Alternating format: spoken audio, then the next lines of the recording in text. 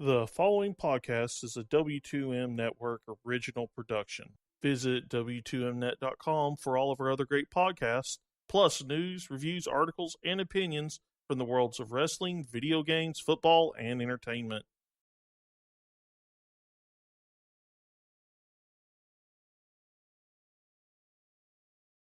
Alright. Oh, I forgot to put the 205 Live theme in here, so we're just going to start cold. This is the Wrestling to the Max WWE 205 Live review for April 18, 2017. I'm your host, Sean Garmer, and as always with me here, Mr. Paul Leazar. Heyo. And we get into a little bit of controversy here because we had some womanly ways happening on 205 Live, something we don't see a lot. Well, unless it involves Alicia Fox, and of course we had our usual 205 Live fare. But we might as well start with, I think, what was probably the main focus of this show, or at least it felt like it. The Alicia Fox angle with Noam Dar finally reaches its peak, with finding out that it was Rich Swann that was the one giving Alicia Fox all the gifts. And there was one more gift that Noam Dar had to give, and it wound up being a bunch of powder in the face. And this time, Alicia Fox kind of just was like, oh, let's have some real talk here for a second, Noam Dar. I find you annoying. I really hate it when you do the Alicia Fox thing. You don't know. You think you can cook, but you can't do it in all the rooms. Nice little shot at. We know what she's talking about there, and basically admitting that she sort of was using him. That she really didn't want anything to do with Noam Dar, but she was using him to get attention, and I guess now that Rich Swann is courting her or whatever, she's going to move on to the next guy. And Rich Swann also sort of, without saying it, calls her a hoe. Right.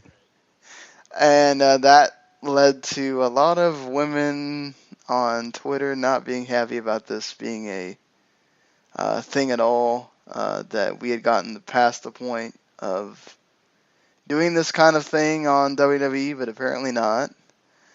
And then Rich Swann ties us all back into, remember Cedric Alexander, and that you were with him before anything else, and then you left him for a guy you didn't really care about, and now I'm going to kind of let you know how this feels, sort of. How do you think this came off? I also wasn't very fond of the whole, we're sort of calling Alicia Fox a hoe, but she's not. I feel like there could have been a better way to go about that. They chose not to do that here. But I think the intention was good with Rich Swann kind of getting it back at her, like, hey, you broke up with my friend Cedric Alexander, and I've kind of revealed who you really are, sort of. This was interesting, just I think in its execution, because for one, I don't think anybody's promo skills here were absolutely outstanding. Like, no, Dar's was sort of meh, and Alicia was just herself, which is funny and entertaining for all the wrong reasons most of the time. And Rich Swann was just sort of himself, but like he wasn't as endearing as we've gotten used to, right? Like, I think maybe what I'm trying to get at, nobody here is really likable, right? I mean, Right. Alicia is using people. Noam Dar is this creepo who happened to get the girl with him for a while and suddenly realizes that was all a sham. Like, he's the one I feel the worst for coming out of all of this, and Rich Swann But you just don't kind of totally feel sympathy for him either, because he didn't go the best route for getting Alicia Fox either. He right. took him from another guy, so. Right. Yeah, exactly. So, I mean, there's still nobody here is likable. I think that's the real problem here is that you're just sort of left with what feels like a resolved situation, but nobody here really got anything out of it, and nobody's more likable because of it or anything like that. So, I don't know. Like, it just sort of felt like it was there, and maybe we're done with using Alicia Fox on 205 or whatever, but I just I was sort of left like, man, who am I supposed to like here, you know? I I think that with her showing up on Raw, which we hadn't seen in a while, on Monday, that kind of lets you know that they might be putting her back in the picture there. Because honestly, when this storyline's over, there's nothing for her to do. Right. It's not like you're all of a sudden gonna have Alicia Fox wrestling all the guys or whatever. So, Mm-hmm. and she's not. They could have portrayed her as just somebody that's trying to manage the best guy out there or whatever, which they didn't do. So that would have been the only way they could have kept her on was, okay, well, I'm not trying to go around to different guys because they're giving me gifts or for anything kind of sexual or relationship thing. It's because I want to be the manager of the best wrestler that 205 Live has, and that's, like I said, it's not the way they portrayed it. So Mm-hmm. I I don't know if they're gonna. I'd imagine that maybe Vince likes her being there, to kind of sort of, because I can see it with Vince thinking like, okay, well, this is the stuff that the nerds watch, so let's add a little bit of like realism in there with I have Alicia Fox and oh, we're gonna have a relationship thing going on so that there's something else to draw somebody in. And I can imagine this being a thing on like Total Divas or whatever that she talks about eventually. I don't know if that's gonna be on one of the episodes or not, but right now they're in that, they just had the draft, so I don't know Mm-hmm. if they get to that point or not. But I would hope that they're done here because the focus needs to be on the talent that is going to be wrestling, and for the most part it is. It's just like this episode, it felt like it sort of took a dip once you had the segment, Mm-hmm. and that's not the way you should kind of feel when you're watching the show. Right. And if they were going to try to use Alicia in a more meaningful way, they would have had to have gone back and tried to establish all this during the original feud between Cedric and Noam Dar, and they didn't. She was just sort of an additional piece there that seemed, I mean, even then she seemed sort of like a hoe whenever she was sort of going back and forth between them. So, like, I mean, it's surprising to me that it's only now that people are sort of figuring this out, but even still, I mean, if this is it, then it might be for the best, and they can try to find some other tool to use for stories with these guys. I agree. Let's see where Noam Dar comes out from this, and let's see where Rich Swann, what he's going to be doing, and everything else. So I think it's sort of an interesting look at it. I'm glad we're done with it now, and we can move on and let's get away from all this drama or whatever. So they did have some matches on this 205 Live. You had what was the first match? I'm forgetting right now. Sorry. Tony Nese and Akira Tozawa. Yeah, so we're continuing with the Akira Tozawa and Brian Kendrick thing. With Akira Tozawa ends up beating Tony Nese because Kendrick tries to get involved and the ref stops him, and then Tozawa gets the sunset flip to get the win. There's some good stuff in here, but obviously the focus is sort of on Kendrick. Tozawa gets to teach Kendrick another lesson about how things are not always what they seem, and Kendrick was pretty pissed. So Mm-hmm. I feel like we're finally starting to get somewhere with this. That Tozawa's getting a bit of a comeback or whatever on Kendrick. I'm enjoying this, and I like that Tozawa's getting to show some personality, getting to talk. Yeah, I mean, he comes off of this lovable smartass character, and I kind of dig that.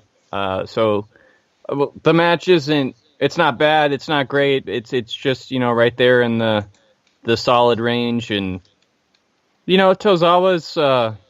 I mean, if you weren't a fan of him from Dragon Gate, I think they've done a pretty okay job of giving you pretty much what he was about as far as in-ring stuff goes so far. So I'm digging this. I don't know how much more juice this feud really has left in it, but WWE seems intent to try to tease this out as much as possible. So this seems like a thing Vince likes.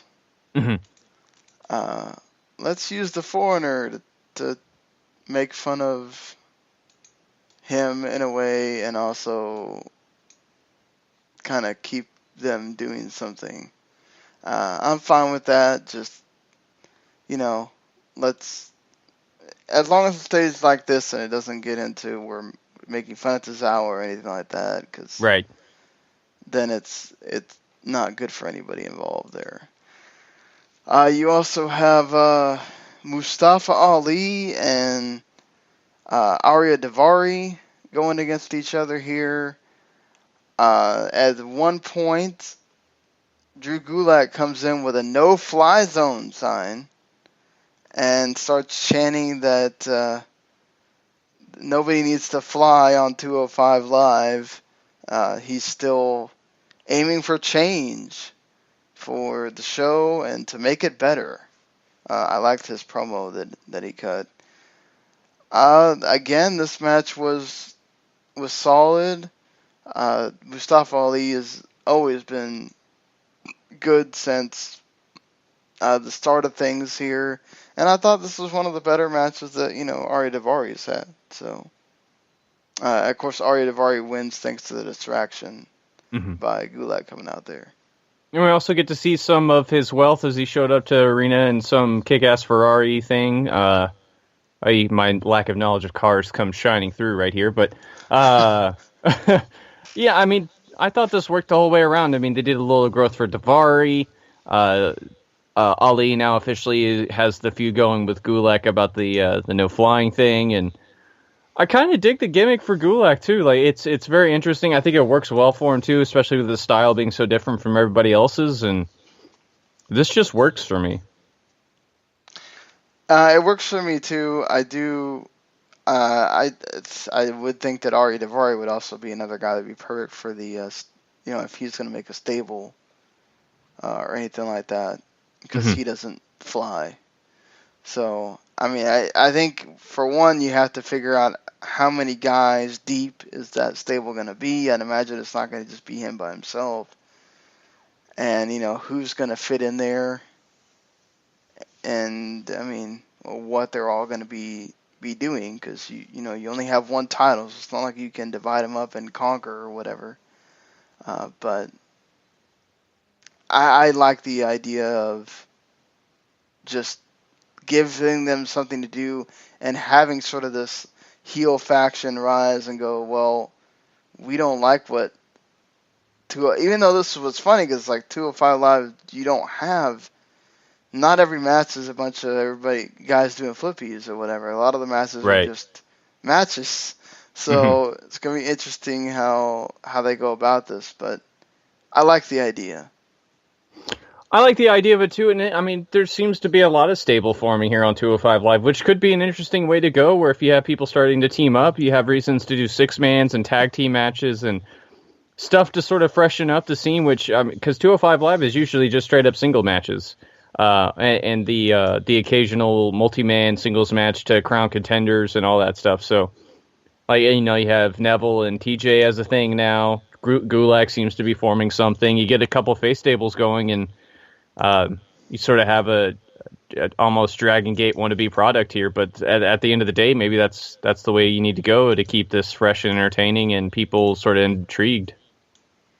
Yeah, I mean, that's the thing they've been struggling with, because there was, reports that 205 Live is just having trouble, period, and one of those things is the crowd being interested and that kind of thing. But that's been something from day one that we've talked about. That's just, it's hard doing that and doing it after SmackDown's over. They've seen the stars that they want to see. And I don't know that doing it before would really help at all either. So, it's one of those, like, either you're going to have to just move it out of there entirely and putting it at NXT, or I don't know what you do, but you got to do something, and moving the product around to make it interesting is a way to get people more interested in watching it, and in the crowd interested in it. Yeah, I mean, you've had NXT sort of touring and doing live events in sort of these mid-level venues and stuff, and maybe taking them and 205 Live on the road full-time and letting them air on the network on Wednesdays live would be a better way to at least get crowds who want to see these guys and might be interested in the matches and all that stuff. So maybe that's a way to go in the future that they should think about. Yeah, certainly. Let's hope that things just get better for the show, because I'd hate to see it like go away because they feel like they're wasting their time doing it. But the only thing I think we got left is the main event, which is Austin Aries and TJ Perkins. Now, I talked about that I hope that TJ Perkins has some badass, like, Mega Man boss theme or whatever, but no, he still has the same theme song, he still comes out with the same attire, and he still does the stupid dab. I swear that dab is done worse for him than almost anything else that he does. Mm-hmm. And the dab is over. I'm not talking about over as in the dab is over as a thing. I'm talking about the dab whole deal is just, it's even that Cam Newton doesn't do it anymore. Just stop.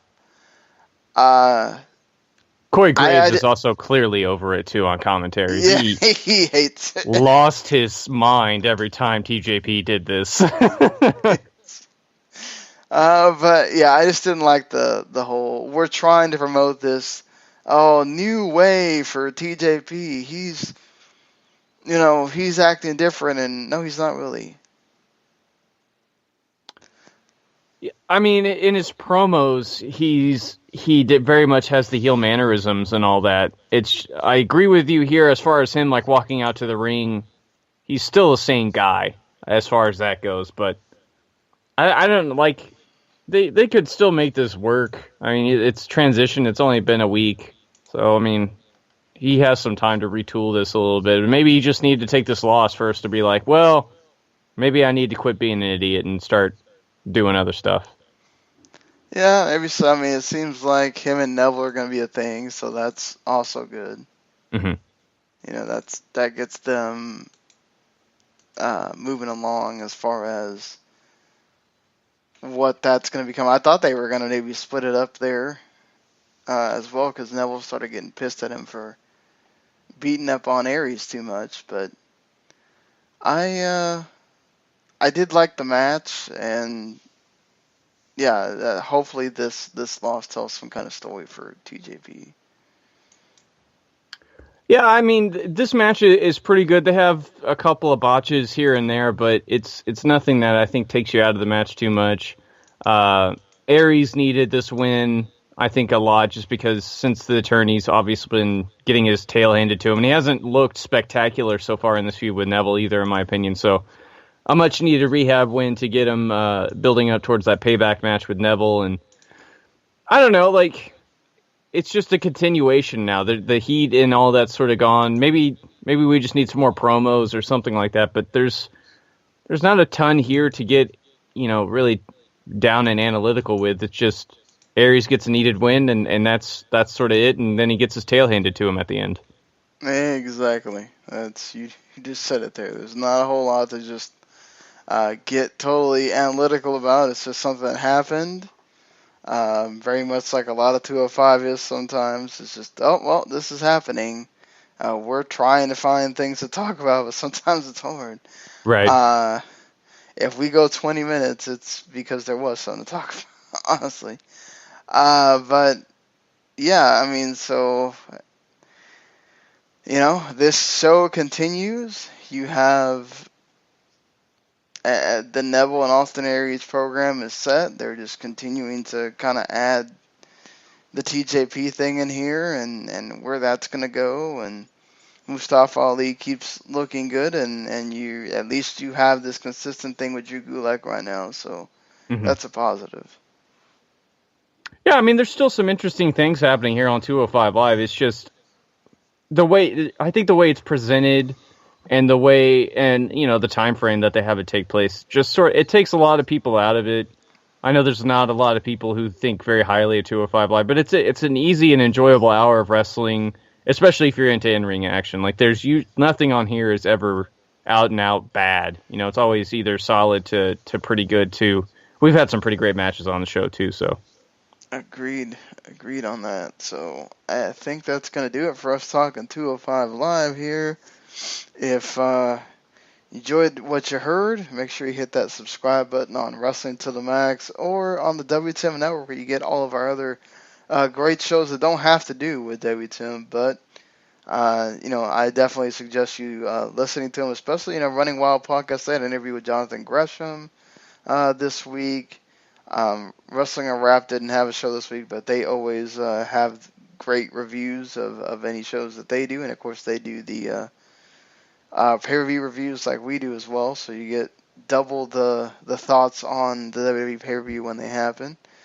And of course, you want to keep making sure you check out for whether it's the Raw review or the SmackDown review, or on Thursday for the NXT or just WTM Part 2. So, make sure you check those out. Make sure you check out WTMnet.com as well, where you get all the podcasts and you get various written things as well from other things that are not wrestling related. So, well, until next week where we talk some more 205 Live, we'll see you later, everybody. Have a good one, guys. The following podcast is a W2M Network original production. Visit W2Mnet.com for all of our other great podcasts, plus news, reviews, articles, and opinions from the worlds of wrestling, video games, football, and entertainment.